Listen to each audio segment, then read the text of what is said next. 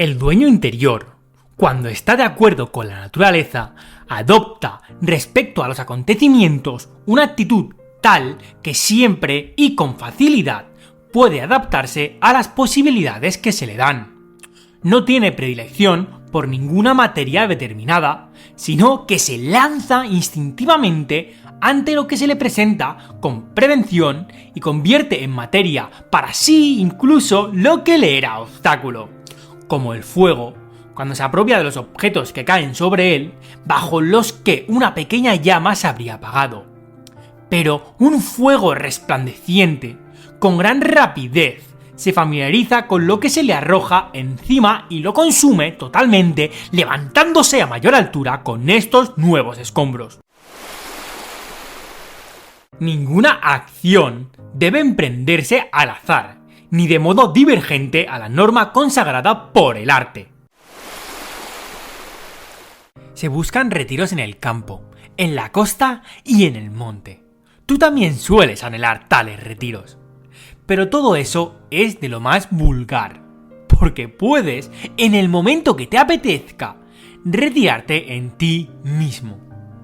En ninguna parte un hombre se retira con mayor tranquilidad y más calma que en su propia alma. Sobre todo aquel que posee en su interior tales bienes, que si se inclina hacia ellos, de inmediato consigue una tranquilidad total. Y denomino tranquilidad única y exclusivamente al buen orden. Concédete, pues, sin pausa este retiro y recupérate. Sean breves y elementales los principios que, tan pronto los hayas localizado, te bastarán para recluirte en toda tu alma y para enviarte de nuevo, sin enojo, a aquellas cosas de la vida ante las que te retiras. ¿Por qué? ¿Contra quién te enojas? ¿Contra la ruindad de los hombres? Reconsidera este juicio. Los seres racionales han nacido el uno para el otro. La tolerancia es parte de la justicia. Sus errores son involuntarios. Reconsidera también cuántos, declarados ya enemigos, sospechosos u odiosos, atravesados por la lanza, están tendidos, reducidos a ceniza. Modérate de una vez. Pero, ¿estás molesto por el lote que te se asignó? Rememora la disyuntiva, o una providencia o átomos.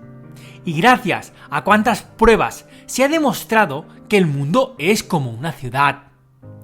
Pero, ¿te apresarán todavía las cosas personales? Date cuenta de que el pensamiento no se mezcla con el hálito vital que se mueve suave o violentamente, una vez que se ha recuperado y ha comprendido su peculiar poder. Y finalmente, ten presente cuánto has oído y aceptado respecto al pesar y al placer. ¿Acaso te arrastrará la vanagloria? Dirige tu mirada a la prontitud con que se olvida todo y el abismo del tiempo infinito por ambos lados, a la vaciedad del eco, a la versatilidad e irreflexión de los que dan la impresión de elogiarte, a la angostura del lugar en que se descubre la gloria. Porque la tierra entera es un punto, y de ella, ¿cuánto ocupa el rinconcillo que habitamos? Y allí, ¿cuántos, qué clase de hombres te elogiarán? Te resta, pues, tenlo presente, el refugio que se halla en este diminuto campo de ti mismo. Y por encima de todo, no te atormentes ni te esfuerces en demasía. Antes bien, sé hombre libre y mira las cosas como varón, como hombre, como ciudadano, como ser mortal. Y entre las máximas que tendrás a mano y hacia las que te inclinarás, figuren estas dos. Una, que las cosas no alcanzan el alma, sino que se encuentran fuera, desprovistas de temblor, y las turbaciones surgen de la única opinión interior. Y la segunda, que todas esas cosas que estás viendo pronto se transformarán y ya no existirán. Piensa también constantemente de cuántas transformaciones has sido ya por casualidad testigo. El mundo, alteración. La vida, opinión. Si la inteligencia nos es común, también la razón, según la cual somos racionales, nos es común.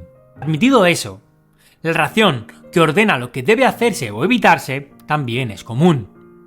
Concedido eso, también la ley es común. Convenido eso, somos ciudadanos. Aceptado eso, participamos de una ciudadanía. Si eso es así, el mundo es como una ciudad. Pues, ¿de qué otro común ciudadanía se podrá afirmar que participa todo el género humano? De allí, de esta común ciudad, proceden tanto la inteligencia misma como la razón y la ley. ¿O de dónde? Porque al igual que la parte de tierra que hay en mí ha sido desgajada de cierta tierra, la parte húmeda de otro elemento, la parte que infunde vida de cierta fuente y la parte cálida e ígnea de una fuente particular, pues nada viene de la nada, como tampoco nada desemboca en lo que no es, del mismo modo, también la inteligencia procede de alguna parte. La muerte, como el nacimiento, es un misterio de la naturaleza, combinación de ciertos elementos y disolución en ellos mismos. Y en suma, nada se da en ella por lo que uno podría sentir vergüenza, pues no es la muerte contraria a la condición de un ser inteligente, ni tampoco a la lógica de su constitución. Es natural que estas cosas se produzcan necesariamente así, a partir de tales hombres. Y el que así no lo acepta, pretende que la higuera no produzca su zumo. En suma, recuerda que dentro de brevísimo tiempo tú y ese habréis muerto, y poco después ni siquiera vuestro nombre perdurará. Destruye la sospecha y queda destruido lo de se me ha dañado. Destruye la queja de se me ha dañado y destruido queda el daño. Lo que no deteriora al hombre, tampoco deteriora su vida y no le daña ni externa ni internamente. La naturaleza de lo útil está obligada a producir eso. Que todo lo que acontece, justamente acontece. Lo constatarás si prestas la debida atención. No digo solo que acontece consecuentemente, sino también según lo justo e incluso como si alguien asignara la parte correspondiente según el mérito. Sigue, pues, observando cómo al principio, y lo que hagas, hazlo con el deseo de ser un hombre cabal, de acuerdo con el concepto estricto del hombre cabal. Conserva esta norma en toda actuación. No consideres las cosas como tal, como las juzga el hombre insolente o como quieres que las juzgues. Antes bien, examínalas tal como son en realidad. Hay que tener siempre a punto estas dos disposiciones.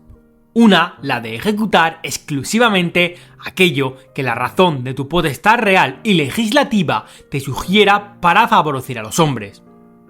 Otra, la de cambiar de actitud, caso de que alguien se presente a corregirte y disuadirte de alguna de tus opiniones.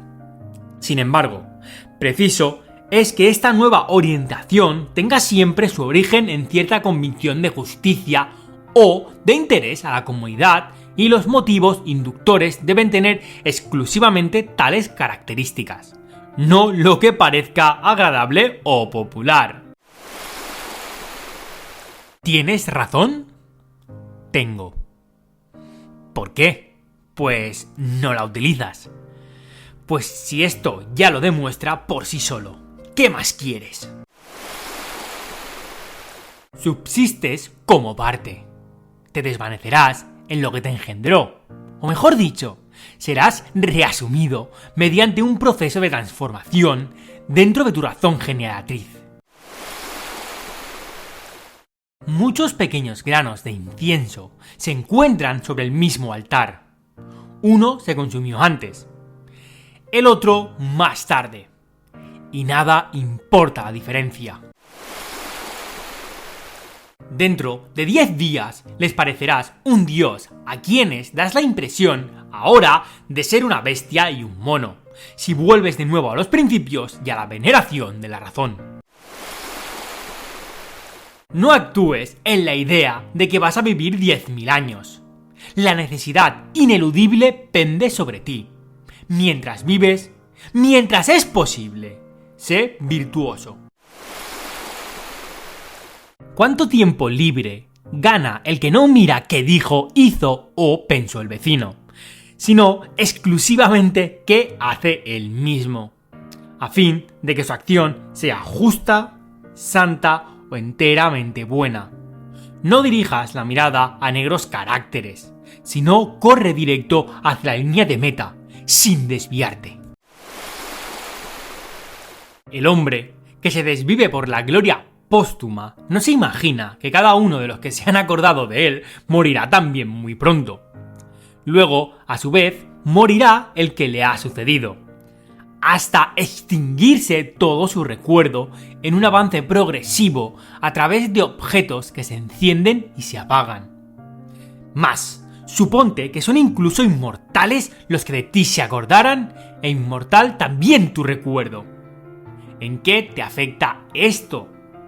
Y no quiero decir que nada en absoluto le afecta al muerto, sino que al vivo, ¿qué le importa el elogio? A no ser, en algún caso, por cierta ventaja para la administración. Abandonas, pues, ahora, inoportunamente, el don de la naturaleza que depende de una razón distinta.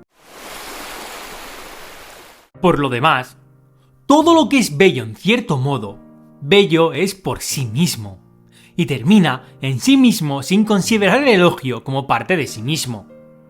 En consecuencia, ni se empeora ni se mejora el objeto que se alaba.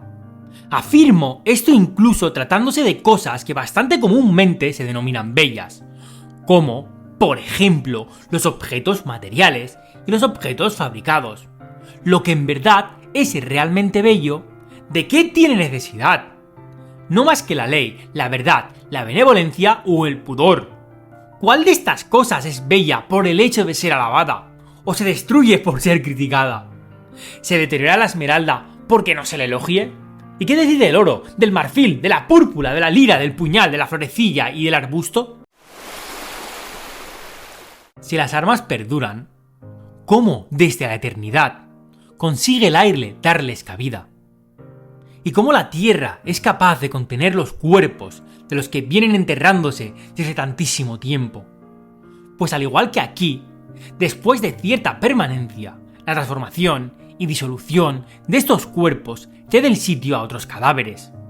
Así también, las almas trasladadas a los aires, después de un periodo de residencia allí, se transforman, se dispersan y se inflaman reasumidas en la razón generatriz del conjunto. Y, de esta manera, dejan sitio a las almas que viven en otro lugar. Esto podría responderse en la hipótesis de la supervivencia de las almas. Y conviene considerar no solo la multitud de cuerpos que así se entierran, sino también la de los animales que cotidianamente comemos e incluso el resto de seres vivos. Pues, ¿cuán gran número es consumido y en cierto modo es sepultado en los cuerpos de los que con ellos se alimentan? Y, sin embargo, tienen cabida porque se convierten en sangre, se transforman en aire y fuego. ¿Cómo investigar la verdad sobre este punto? Mediante la distinción entre la causa material y la formal. No te dejes zarandear. Por el contrario, en todo impulso, corresponde con lo justo, y en toda fantasía, conserva la facultad de comprender. Armoniza conmigo todo lo que para ti es armonioso, oh mundo. Ningún tiempo oportuno para ti es prematuro ni tardío para mí. Es fruto para mí todo lo que producen tus estaciones, oh naturaleza. De ti procede todo, en ti reside todo, todo vuelve a ti. Aquel dice, querida ciudad de Cécrope, y tú no dirás, ah, querida ciudad de Zeus. Abarca pocas actividades, dice, si quieres mantener el buen humor. ¿No sería mejor hacer lo necesario y todo cuanto prescribe, y de la manera que lo prescribe, la razón del ser sociable por naturaleza? ¿Por qué este procedimiento no solo procura buena disposición de ánimo para obrar bien, sino también el optimismo que proviene de estar poco ocupado? Pues, la mayor parte de las cosas que decimos y hacemos, al no ser necesarias, si se las suprimiese, reportarían bastante más ocio y tranquilidad. En consecuencia, es preciso recapacitar personalmente en cada cosa. ¿No estará esto entre lo que no es necesario? Y no solo es preciso eliminar las actividades innecesarias, sino incluso las imaginaciones. De esta manera, dejarán de acompañarlas actividades superfluas. Comprueba cómo te sienta la vida del hombre de bien que se contenta con la parte del conjunto que le ha sido asignada y que tiene suficiente con su propia actividad justa y con su benévola disposición. ¿Hasta visto aquello? Ve también eso. No te aturdas. Muéstrate sencillo. ¿Hierra a alguien? Hierra consigo mismo. ¿Te ha acontecido algo? Está bien. Todo lo que te sucede estaba determinado por el conjunto desde el principio y estaba tramado. En suma, breve es la vida. Debemos aprovechar el presente con buen juicio y justicia. Sé sobrio en relajarte. O un mundo ordenado, o una mezcla confusa muy revuelta, pero sin orden. Es posible que exista en ti cierto orden, y en cambio en el todo desorden. Precisamente cuando todo está tan combinado, ensamblado y solidario. Carácter sombrío. Carácter mujeril, carácter terco, feroz, brutal, pueril, indolente, falso, bufón, traficante, tiránico. Si extraño al mundo es quien no conoce lo que en él hay, no menos extraño es también quien no conoce lo que en él acontece. Desterrado es el que huye de la razón social. Ciego el que tiene cerrados los ojos de la inteligencia. Mendigo el que tiene necesidad de otro y no tiene junto a sí todo lo que es necesario para vivir. Absceso del mundo el que renuncia y se aparta de la razón, de la común naturaleza por el hecho de que está contrariado con lo que le acontece. Pues produce eso aquella naturaleza que también a ti te produjo. Es un fragmento de la ciudad, el que separa su alma particular de la de los seres racionales, pues una sola es el alma. El uno, sin túnica, vive como filósofo. El otro, sin libro. Aquel otro, semidesnudo.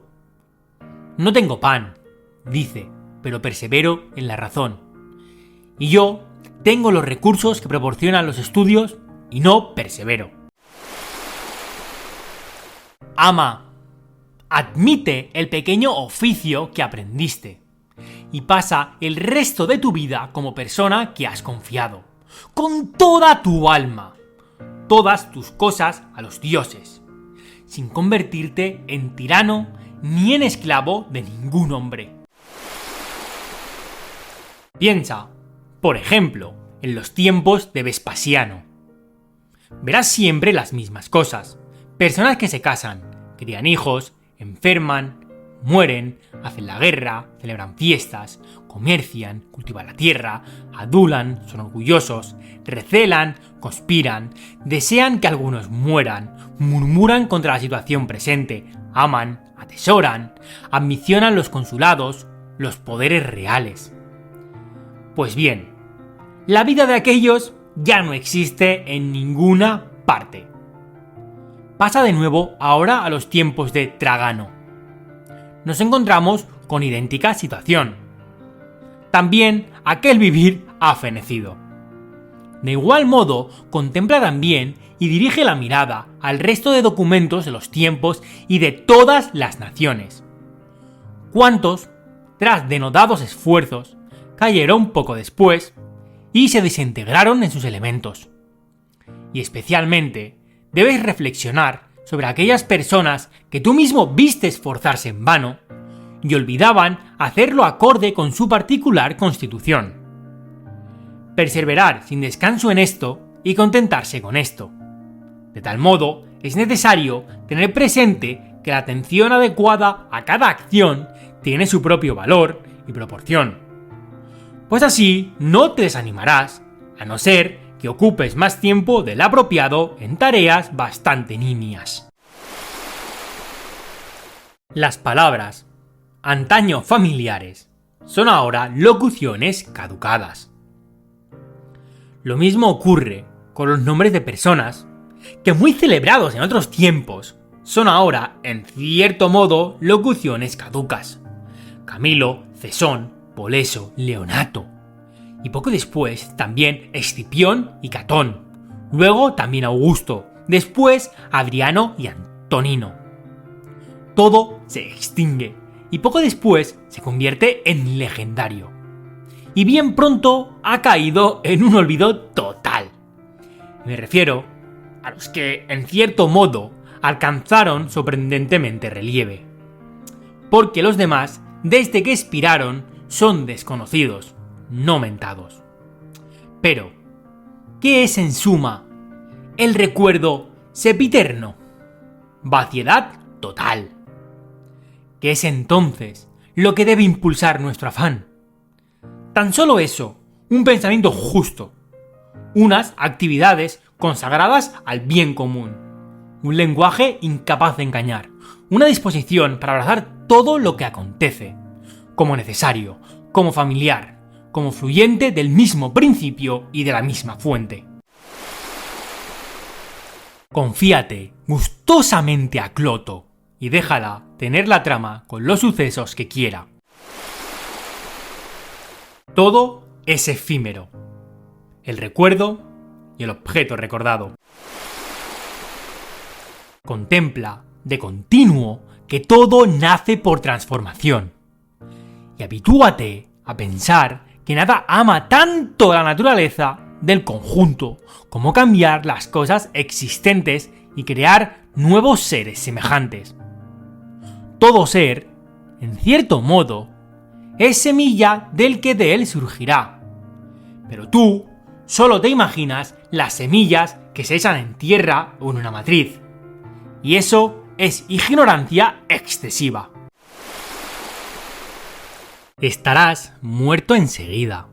Y aún no eres ni sencillo, ni imperturbable, ni andas sin recelo de que puedan dañarte desde el exterior.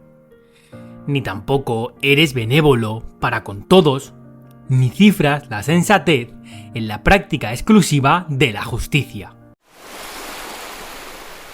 Examina con atención sus guías interiores e indaga qué evitan los sabios y qué persiguen.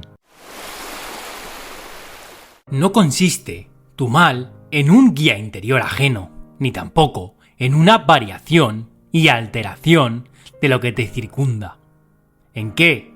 Pues en aquello, en ti que opina sobre los males. Por tanto, que no opine esa parte y todo va bien. Y aún en el caso de que su más cercano vecino, el cuerpo, sea cortado, quemado, alcanzado por el pus podrido, permanezca con todo, tranquila la pequeña parte que sobre eso opina. Es decir, no juzgue ni malo ni bueno, lo que igualmente puede acontecer a un hombre malo y a uno bueno, porque lo que acontece tanto al que vive conforme a la naturaleza como al que vive contra ella, eso ni es conforme a la naturaleza ni contrario a ella.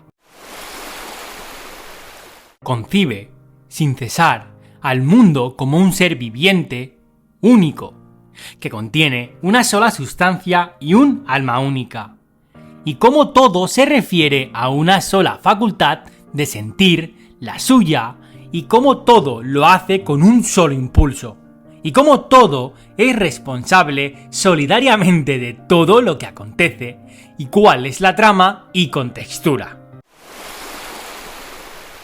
Eres una pequeña alma que sustenta un cadáver, como decía Epícteto. Ningún mal acontece a lo que está en curso de transformación, como tampoco ningún bien a lo que nace a consecuencia de un cambio. El tiempo es un río y una corriente impetuosa de acontecimientos. Apenas se deja ver cada cosa, es arrastrada. Se presenta otra y esta también va a ser arrastrada. Todo lo que acontece es tan habitual y bien conocido como la rosa en primavera y los frutos en verano. Algo parecido ocurre con la enfermedad, la muerte, la difamación, la conspiración y todo cuanto alegra o aflige a los necios. Las consecuencias están siempre vinculadas con los antecedentes, pues no se trata de una simple enumeración aislada y que contiene tan solo lo determinado por la necesidad, sino de una combinación racional. Y al igual que las cosas que existen tienen una coordinación armónica, así también los acontecimientos que se producen manifiestan no una simple sucesión, sino cierta admirable afinidad. Tener siempre presente la máxima de Heráclito. La muerte de la tierra es convertirse en agua. La muerte del agua es convertirse en aire. La muerte del aire es convertirse en fuego, e inversamente. Y recordar también lo del que olvida a dónde conduce el camino. Y asimismo, que con aquello que más frecuente trato tienen, a saber, con la razón que gobierna el conjunto del universo. Con esto disputan y les parecen extrañas las cosas que a diario les suceden. Y además, no hay que actuar y hablar como durmiendo, pues también entonces nos parece que actuamos y hablamos. Y que no hay que ser como hijos de los padres, es decir, aceptar las cosas de forma simple como las has heredado. Como si un dios te hubiese dicho, mañana morirás, o en todo caso, pasado mañana. No habrías puesto mayor empeño en morir pasado mañana que mañana, a menos que fueras extremadamente vil. ¿Por qué? ¿Cuánta es la diferencia? De igual modo, no consideres de gran importancia morir al cabo de muchos años en vez de mañana. Considera sin cesar cuántos médicos han muerto después de haber fruncido el ceño repetidas veces sobre sus enfermos. ¿Cuántos astrólogos después de haber vaticinado, como hecho importante, la muerte de otros? ¿Cuántos filósofos, después de haber sostenido innumerables discusiones sobre la muerte o la inmortalidad? ¿Cuántos jefes, después de haber dado muerte a muchos? ¿Cuántos tiranos, tras haber abusado, como si fueran inmortales, con tremenda arrogancia, de su poder sobre vidas ajenas? ¿Y cuántas ciudades enteras, por así decirlo, han muerto? Hélice, Pompeya, Herculano y otras incontables. Remóntate también, uno tras otro, a todos cuantos has conocido. Después de haber tributado los honores fúnebres a aquel, fue sepultado seguidamente por otro, y así sucesivamente. Y todo en poco tiempo.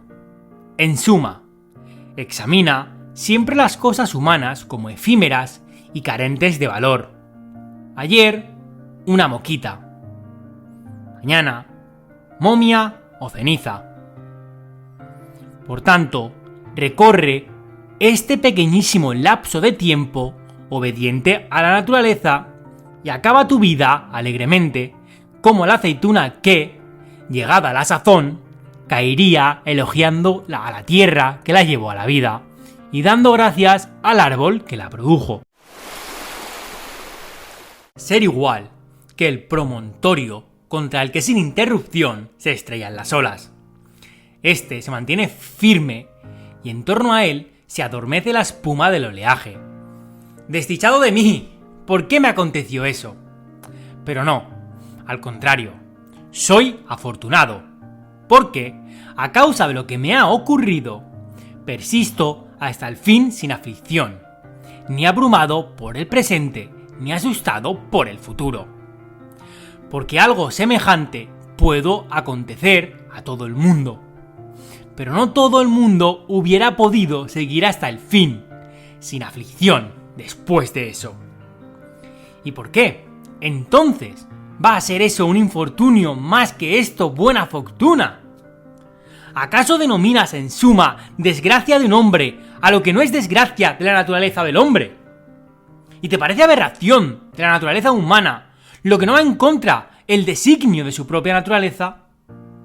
¿Por qué? Pues, has aprendido tal designo. ¿Te impide este suceso ser justo, magnánimo, sensato, prudente, reflexivo, sincero, discreto, libre, etc.? Conjunto de virtudes con las cuales la naturaleza humana contiene lo que le es particular. Acuérdate, a partir de ahora, en todo suceso que te induzca a la aflicción, de utilizar este principio. No es eso un infortunio, sino una dicha soportarlo con dignidad. Remedio sencillo, pero con todo eficaz, para menospreciar la muerte, es recordar a los que se han apegado con tenacidad a la vida. ¿Qué más tienen que los que han muerto prematuramente? En cualquier caso, yacen en alguna parte Adiciano, Fabio, Juliano, Lépido y otros como ellos, que a muchos llevaron a la tumba, para ser también ellos llevados después. En suma, pequeño es el intervalo de tiempo, y ese, a través de cuántas fatigas, en compañía de qué tipo de hombres y en qué cuerpo se agota. Luego, no lo tengas por negocio. Mira detrás de ti el abismo de la eternidad, y delante de ti otro infinito.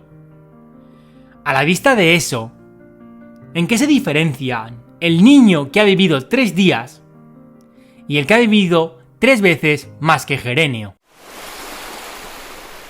Corre siempre por el camino más corto, y el más corto es el que discurre de acuerdo con la naturaleza. En consecuencia, habla y obra en todo de la manera más sana, pues tal propósito libera de las aflicciones, de la disciplina militar, de toda preocupación administrativa y afectación.